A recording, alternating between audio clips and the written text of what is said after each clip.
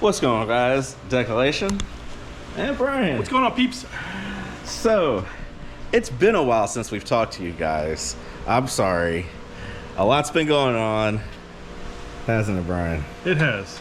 A lot's been going on. Oh, sorry, I gotta stick my pinky out. Hey, yes. So, today we're fixing an issue on the Porsche. Now, I can't find the old hose. I replaced it already. But this little hose is at the bottom of the water pump, and if you follow this line, it goes all the way to like the heater core system. Well, the old hose got a crack right about here, and it drained all of the coolant. Yeah, so that was fun. Luckily, it happened as I was pulling into the driveway, so the motor's good. It didn't overheat or anything.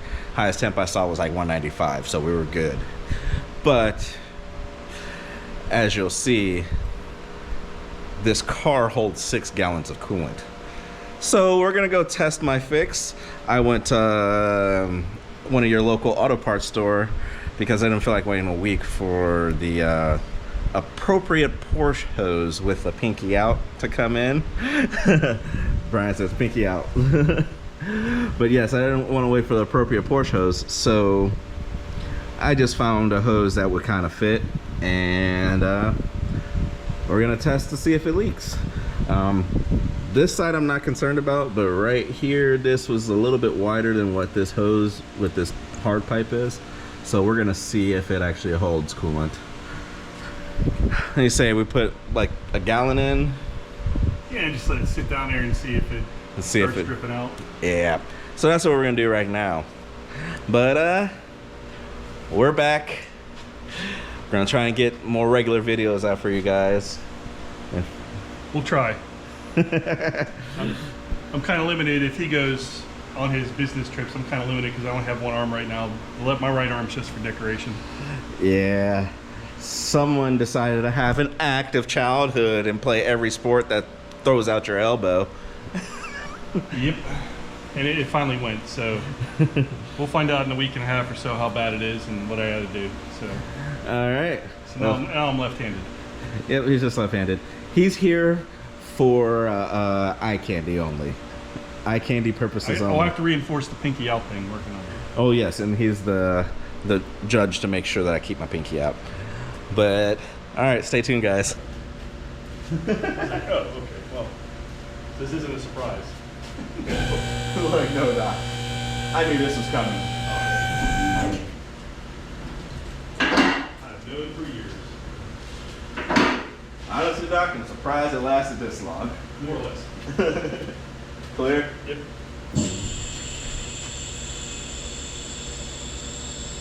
6 gallons of food. Yeah, 6 gallons. 5.95 gallons.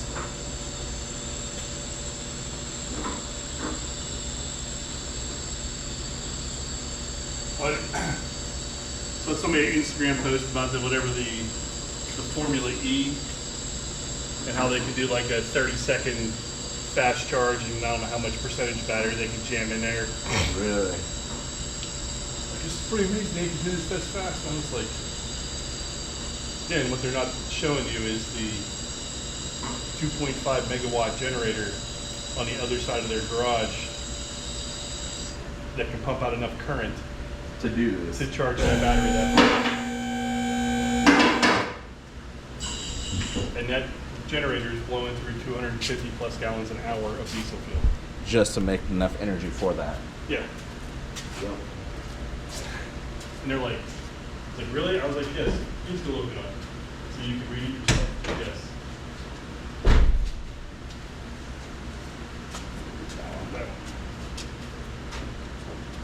Let me guess, this is a really easy spot.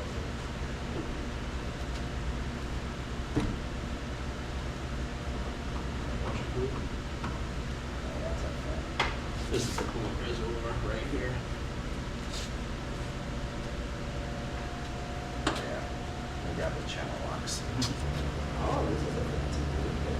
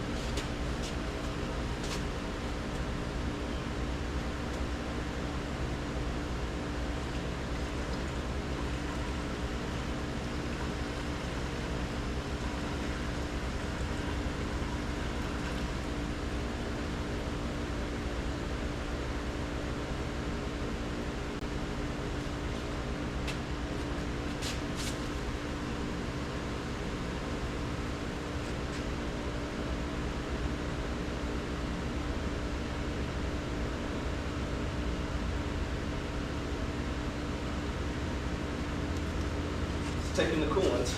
I don't see any drips. No. The real question is, I don't know the path of where the coolant goes from here to there. But I mean, it is at one of the lowest points of the cooling system, so. Won't be the first time we fucked up a coolant system. Yeah, but this might be the only thing that's more complicated than your hot rod truck.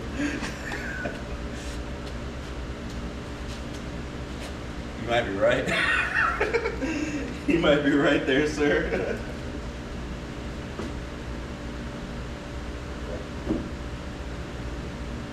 Pretty strong magnet, this thing.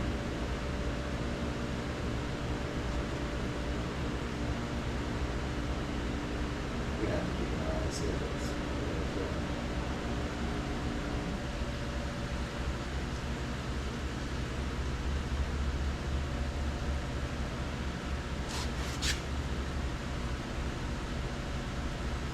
Down on overflow. No, it's barely making, there's barely a level being seen in the thing before it goes.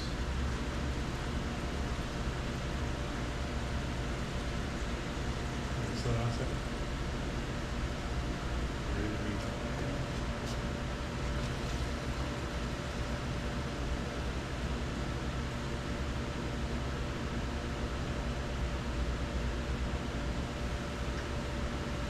That's cool. Full.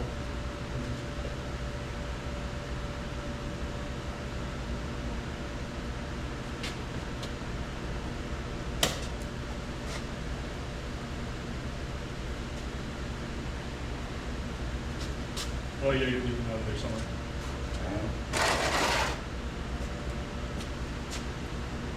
Oh. Please don't tell me there was more than one coolant leak.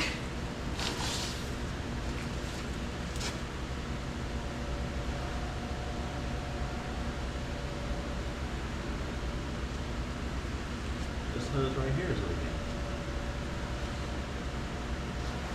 And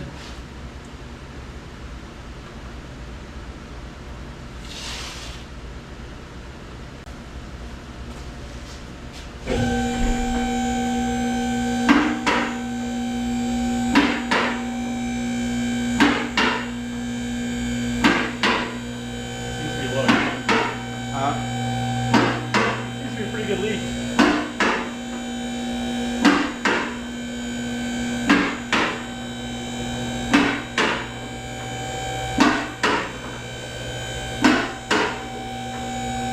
You wanna grab the other one?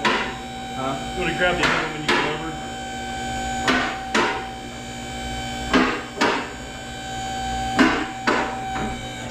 Watch out, watch out.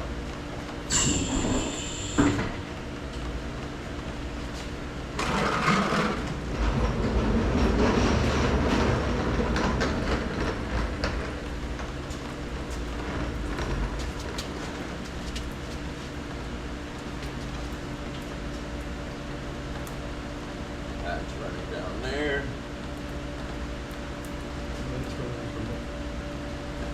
It looks like the origin is the water pump. Welcome back, guys. As you see, that escalated a bit.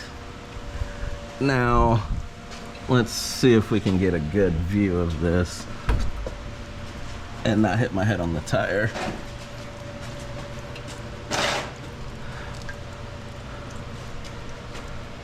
Hold on. Let's see if I can get it over here. Let's get the plug out of the coolant.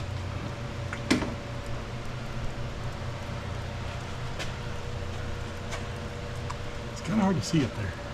It is kind of hard to see, but you see these paths the coolant is taken.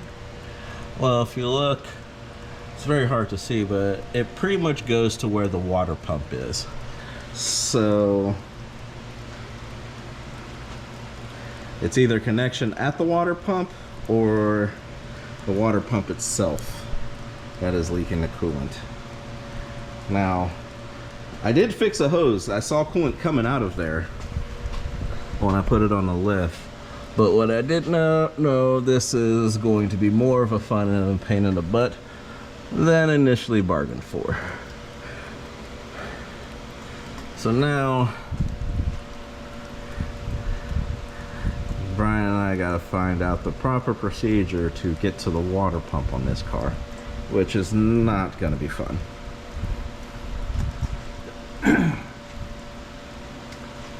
Take the exhaust off.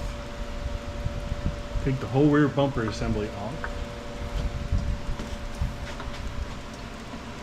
That'll at least get us to see what's in there. That's true. Let's see, all up in there. Which I'm sure getting this bumper off is going to be a blast. Actually, the bumpers aren't that hard. Just got to take the rear tires off. Like small vehicles. I think if we get all this off, we should be able to get a clean viewpoint on it. Gotta pull out the air box and everything like that. Which I found out you can pull the air box out easier than taking the lid off. It's one bolt and the hose clamp at the top and it just tilts out. Remember that fun we had with that? So I think, yeah, the exhaust has to get dropped. Probably just drop it here. There and there, that should give us the clearance. Exhaust will drop.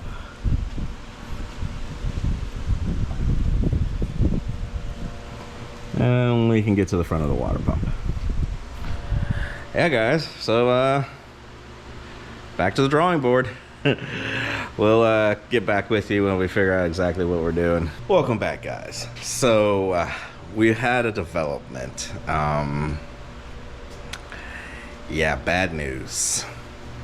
So it's not the water pump and it wasn't a coolant hose. If we look right up here,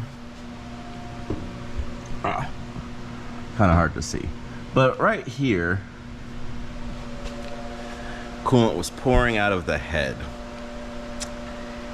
Yeah, head gasket. So, with the rebuild costs of these Porsche motors, just doesn't make sense for like rebuild a 300 horsepower motor.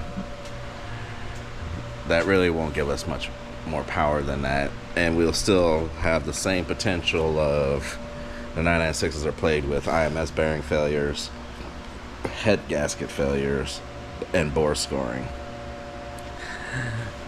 Knowing that, it really just makes sense. I bought this car initially as a swap candidate. I was initially planning on doing an LS swap,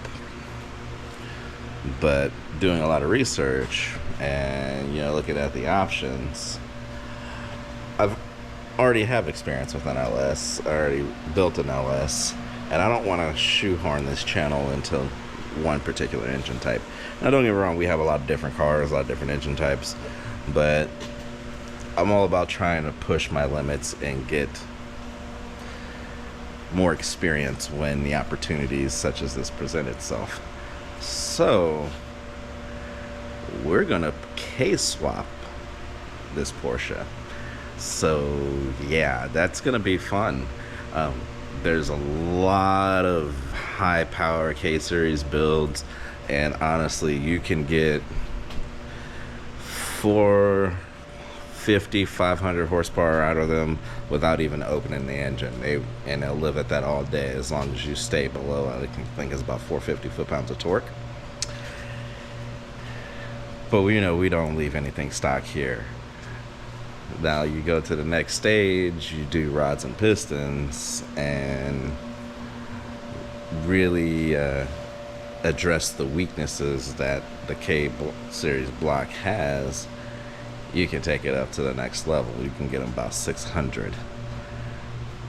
And I think that's a good number for this car. So I think that's where we're gonna go. So we're gonna do a K swap on this. Now I'm gonna have to do some things to finance this build, so it's not gonna be right away. But hopefully coming soon, we'll start the process of K-swapping my 996 911. This is a tough one, guys, but hey, we do what we have to do. Not the video I was planning on making today, but thank you guys. You're here for the adventure. The fans that have continued to watch all these videos, I appreciate that. Thank you guys. You have a good one. Peace.